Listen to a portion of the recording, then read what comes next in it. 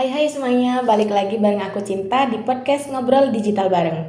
Tempat di mana kita bisa ngobrol santai dan tetap bermanfaat. Apalagi buat teman-teman yang mau masuk ke dunia usaha.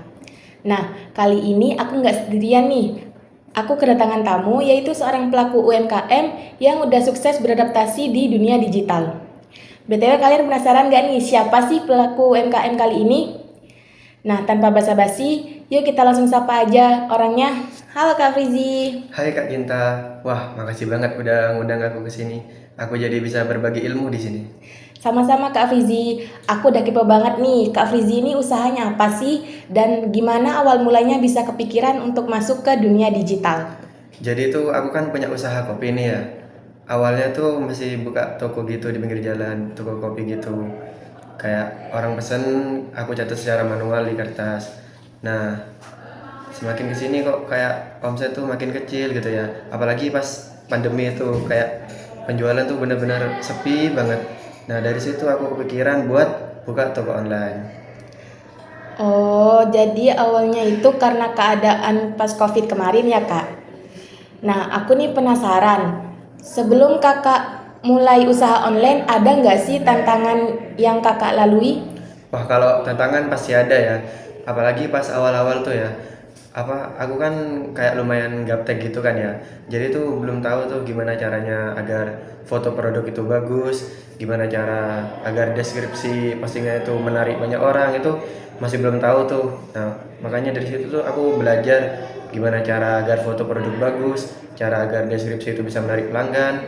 Ya belajar ini ya di internet gitulah dikit-dikit. Wah, aku suka banget nih sama semangatnya Kak Fizi. Aku juga setuju sama pendapat Kak Fizi. Kita tuh nggak apa-apa belajar pelan-pelan, yang penting kita jangan berhenti di tengah jalan.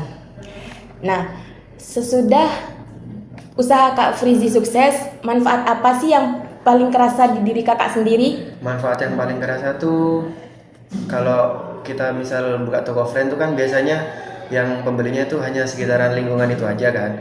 Tapi kalau kita jualan online tuh kayak penjualan kita tuh jadi semakin luas gitu. Pembelinya bisa dari mana aja. Kalau yang offline cuma lingkungan itu aja, kalau online tuh bisa di seluruh Indonesia bahkan dunia.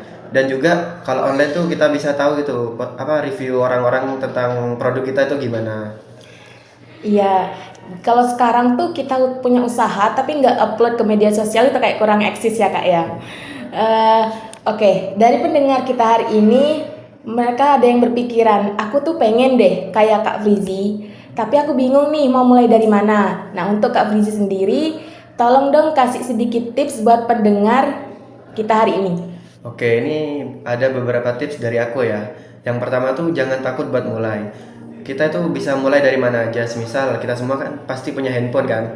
Kita bisa mulai lewat handphone kayak cari tahu tuh di internet gimana cara foto produk yang bagus, terus cara kasih deskripsi yang menarik itu kita bisa belajar semuanya lewat HP.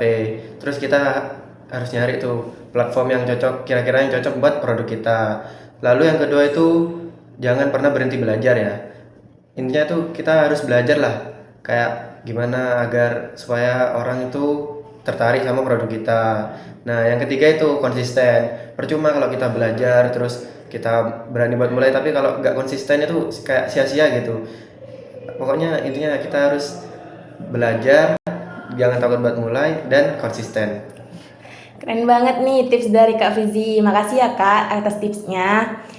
Nah, dari obrolan bareng Kak Fizi hari ini, bisa kita ambil pelajaran bahwa dunia digital itu bukan hal yang harus kita takutkan, tapi itu bisa jadi peluang besar buat kita yang punya usaha kecil.